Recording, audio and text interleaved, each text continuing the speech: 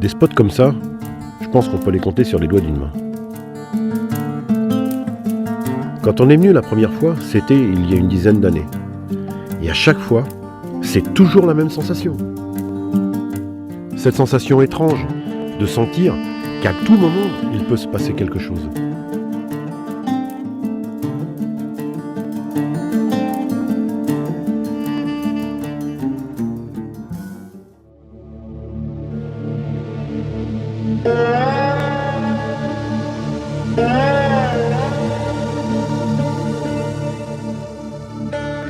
Je pense que tu l'auras compris, Patrick, l'objectif de cette journée, c'est te faire découvrir Cordouan, passer une super journée sympa à la pêche, comme on aime la pêche au leurre. 2, c'est d'aller découvrir ce phare de Cordouan avec mon Titi, et puis essayer de trouver dans tous ces labyrinthes nos poissons chéris de la pêche au leurre, le bar bien sûr, et surtout vraiment passer un bon moment, quoi. Cordouan, ça se trouve à l'estuaire de la Gironde. Vraiment très réputé de par son phare, parce que c'est certainement l'un des plus beaux phares du monde, Cocorico bien entendu, mais vraiment c'est un très bel ouvrage, et surtout aussi la zone est réputée de par ses bars mouchetés, de par ses maigres et de ses bars communs. C'est un spot qui est vraiment pas toujours facile à pêcher, parce que c'est un dédale de labyrinthe et de sable avec des roches, tout ça un peu mélangé. C'est pas toujours facile de s'en sortir, mais on y arrive. Nous, ça fait une dizaine d'années avec mon Titi qu'on va tourner de temps en temps là-bas. Et puis c'est vraiment un lieu qu'on apprécie au plus haut point, parce que c'est vraiment l'espace, c'est très très joli, quoi. C'est vraiment très très beau.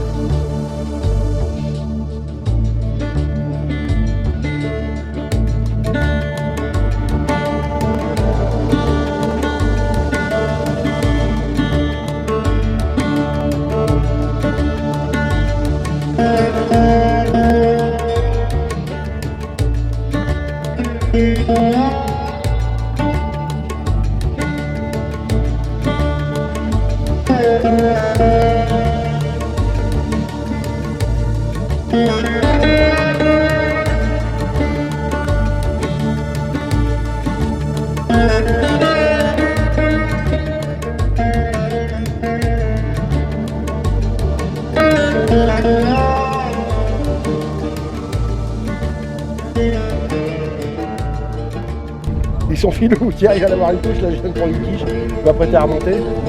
Oula.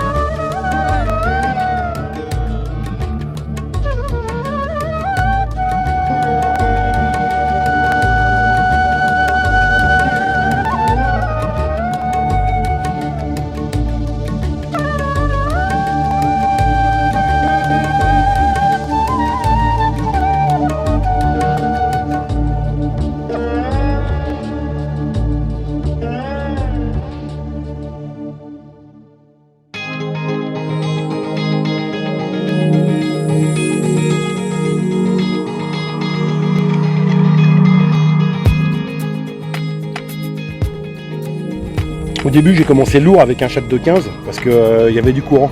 Et vite, au bout de 2 dérives, 3 dérives avec Thierry, on s'est vite rendu compte qu'en fait les poissons étaient plus difficiles. Taper dans les chattes, je les prenais pas forcément et c'était des petits sujets au début. Là tout de suite, il faut réagir. Tout de suite, là l'instinct te dit, bon, mets plus léger. Et là j'ai mis plus léger, paf. Et là derrière, juste beau poisson. Ça c'est vraiment génial. Ça c'est un peu la Graal pour un pêcheur quand tu arrives à tout de suite à ce que ton instinct te dise ça, de faire ça, et tu le fais, ça marche en plus. Donc là c'est vraiment la cerise sur le gâteau, quoi.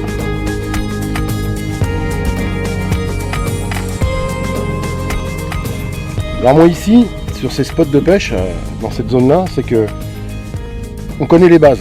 On a les bases des techniques de pêche à la volée, en traction, au shad, à gratter, en dehors de surface, le rabat-bête, il n'y a aucun problème. Par contre, ce que je fais ici, moi, c'est que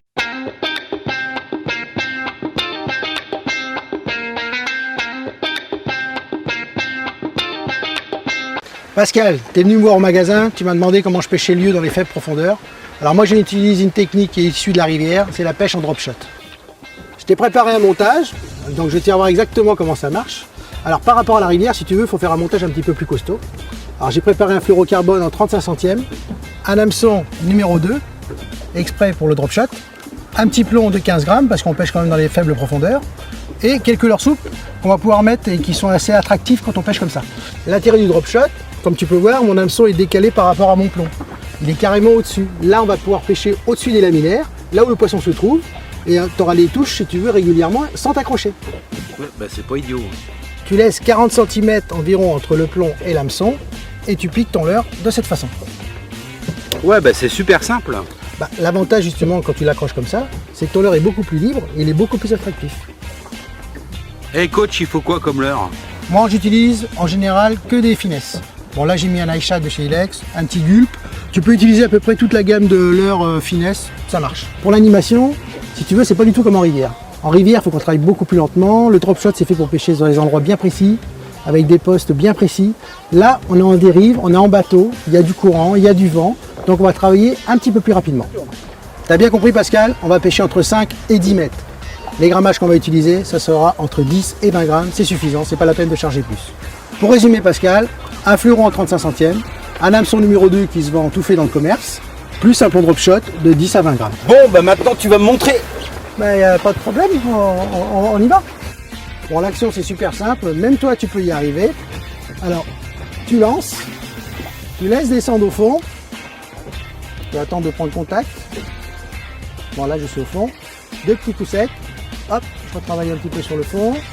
2 petits coups secs. Je retravaille sur le fond. Il faut toujours reprendre contact avec le fond. D'accord. Et là ton leurre il va virevolter juste un petit peu au-dessus du fond. Et si le poisson est là, et bien tu auras la touche, tout simplement. Bon alors Pascal, tu as compris? Bah ouais, j'ai compris. Bon bah prends le poisson alors. Pourquoi il y a un poisson? Ouais, il y a un poisson. Tu vois que ça marche ma technique. Allez, fais-moi voir comment tu le sors. Tu sais ce que c'est que ça? Tout à fait. C'est un mérou breton. Un mirou breton. Attends, je vais l'attraper. Spécialité de la région. Super belle. Ah, et ça, c'est une petite. As-tu vu comment elle a gobé le leurre? Tu vois? Ah, ça c'est gobé. Ah ben, on le voit à peine.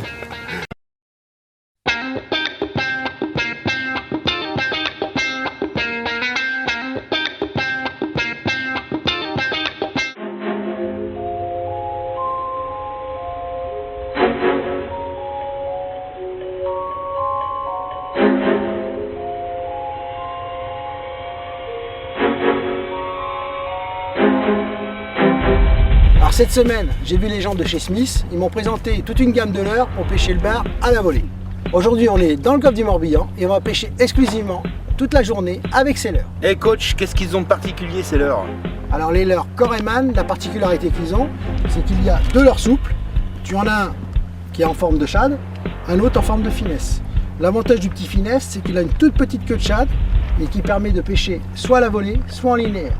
Ils ont eu la bonne idée de faire des têtes plombées adaptées à ces leurres, en poids de 6, 9 et 12 grammes, c'est l'idéal pour pêcher light. La particularité de ces têtes plombées, c'est qu'il y a une encoche de chaque côté. Comme tu peux voir, tu en as une à gauche, une à droite, ce qui fait qu'à chaque mouvement de canne que tu vas faire, le leurre va partir à gauche ou à droite. D'accord. Et ça va les énerver, mais alors menu.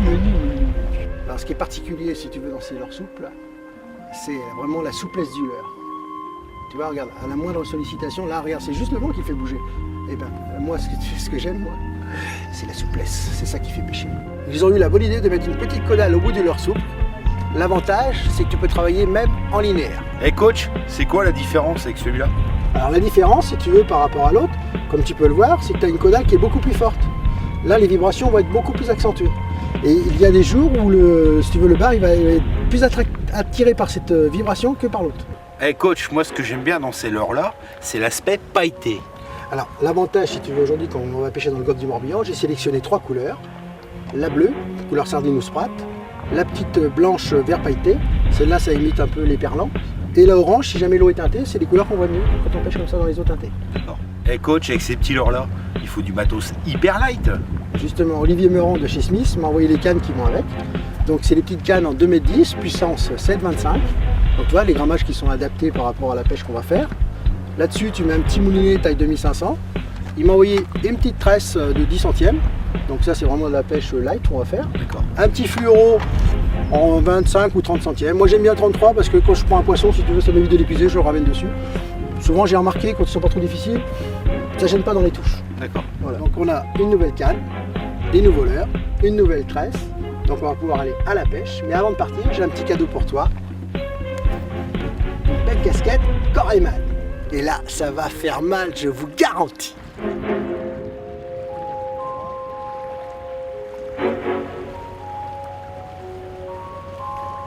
On va remonter là, puis on va se détacher.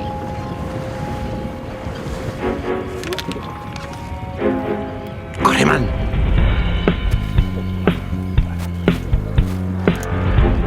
Laisse descendre, tu vois, laisse bien descendre. T'en le fil. Et vas-y, tac, tac, tac, 3 fois, tu accompagnes à descendre. Allez, pendu.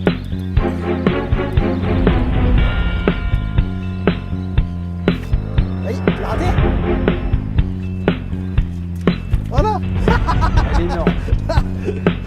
Le monstre de la journée. Ah, il me semble.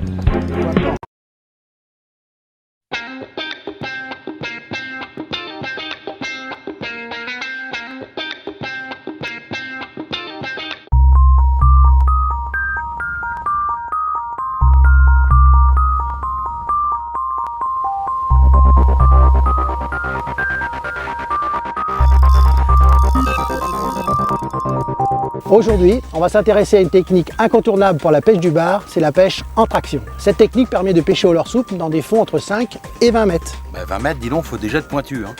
Non, tu vas voir, c'est une technique qui est vraiment facile et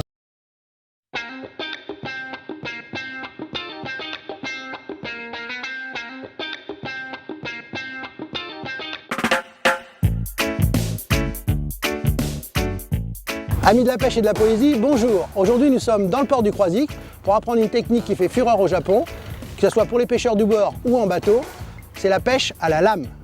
Smith m'a envoyé des leurres de type métallique, des Dekabokun. Alors, ce sont des leurres de type lame vibrante. Alors, tu vois Pascal, c'est un leurre qui est vraiment intéressant, car tu peux le travailler comme un jig, ça part très très loin, et en plus, tu peux le ramener comme un poisson nageur en linéaire. Une petite question, les deux trous là, à quoi ils servent? Non, c'est simple. Tu vois, le trou qui est le plus près de la tête, c'est pour travailler en linéaire. Le deuxième, c'est pour travailler en vertical.